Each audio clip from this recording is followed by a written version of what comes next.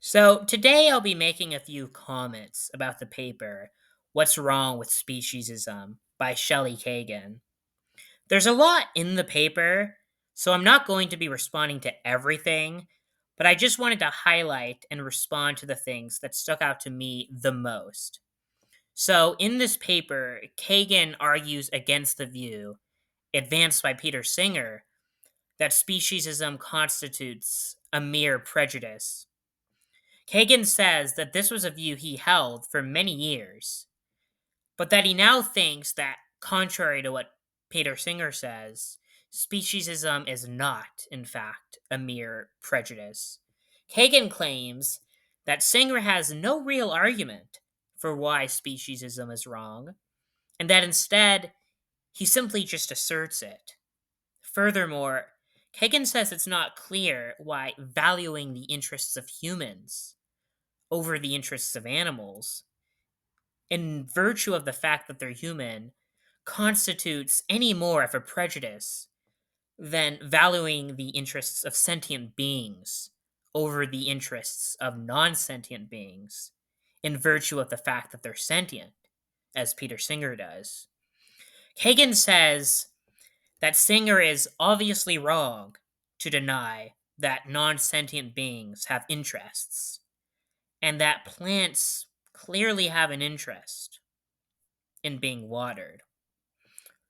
Kagan says that even if you lack the intuition that plants have interests, you probably have the intuition that plants can be benefited or harmed, and that we can still question why only the welfare of sentient beings matters morally.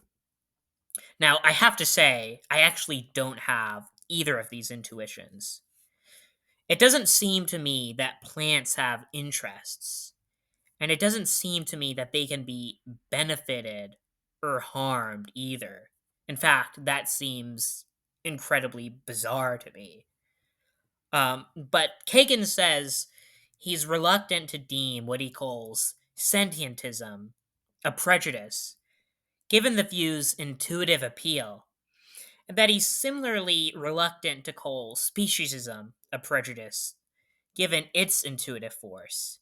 Kagan then attempts to argue against Singer's comparison of speciesism to racism and sexism, and says that there are disanalogies between the views that make racism and sexism prejudices, but not speciesism.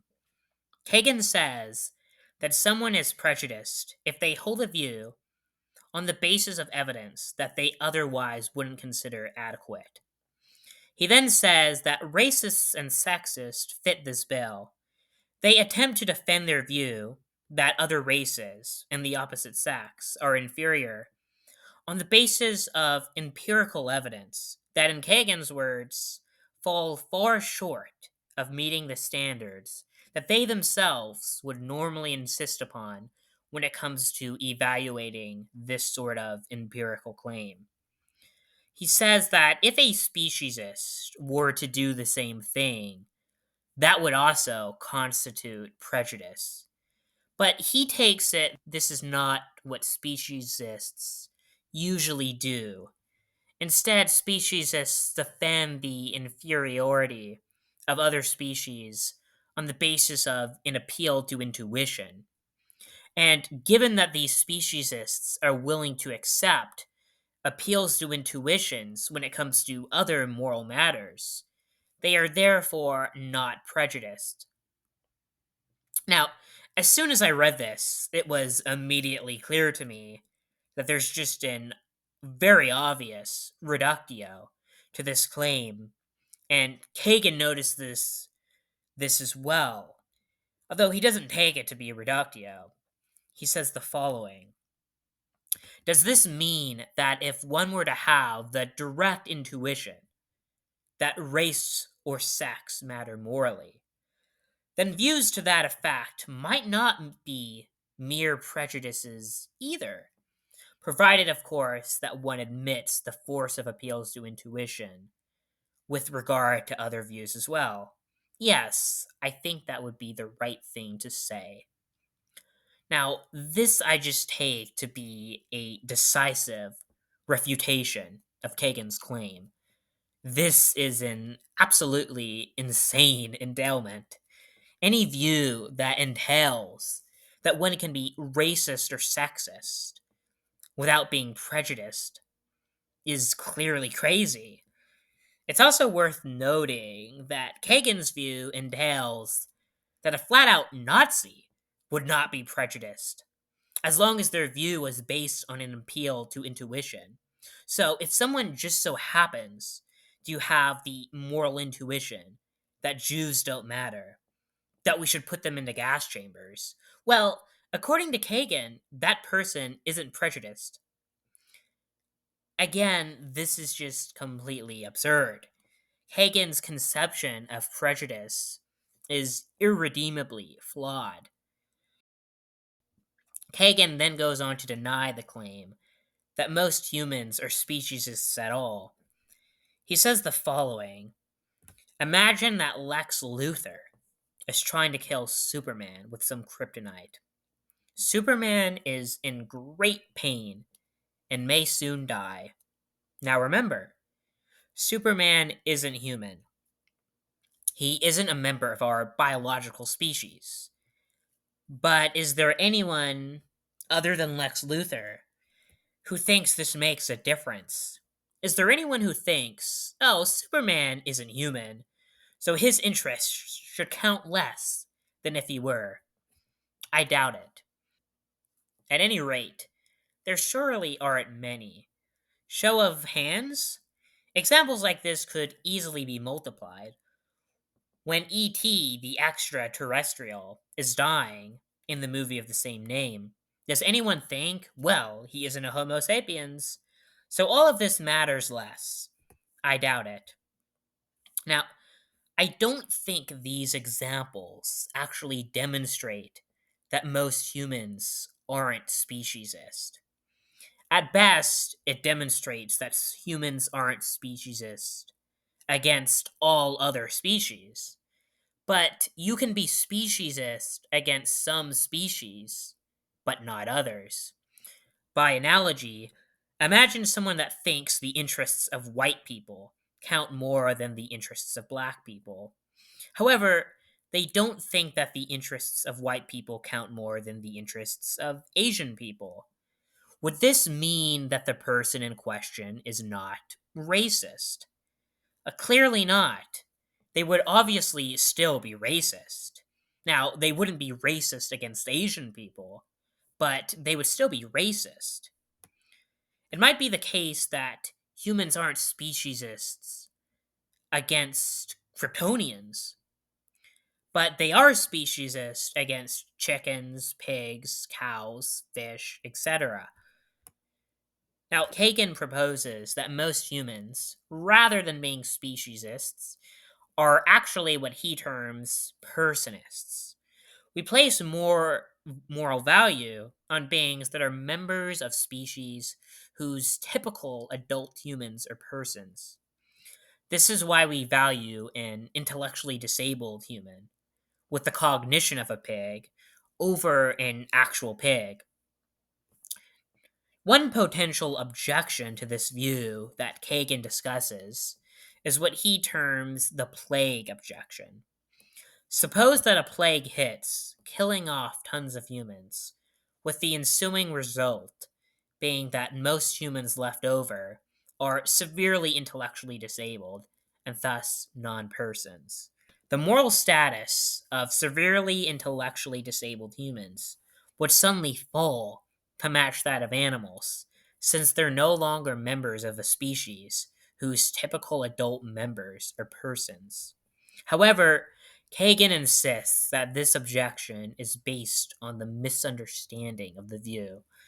He says the following: I agree that this would be implausible, but I want to suggest that it turns on a misunderstanding of what it takes to be a person species.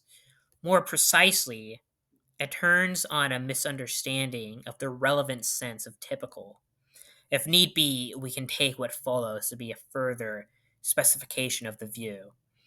The relevant question is not the statistical one of what most members of the species are like, but rather what the generic member of the species is like.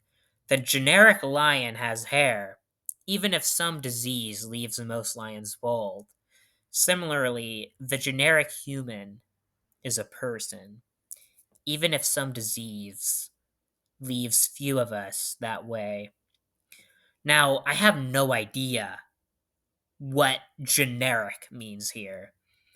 The lion example doesn't help clarify it any further for me, and Kagan doesn't elaborate any more on it besides just giving that example. So I don't know what he's talking about here. Now, later in the paper, Kagan defends another variation of personism, what he terms modal personism, and what he finds to be the most persuasive form of the view. On this view, the reason animals have less moral value than humans with similar cognitive capacities is not because of their species. Rather, Kagan proposes that beings that could have been persons have more value than beings that could not have been persons. Humans with severe intellectual disabilities may not actually be persons, but they could have been persons, and this holds moral significance.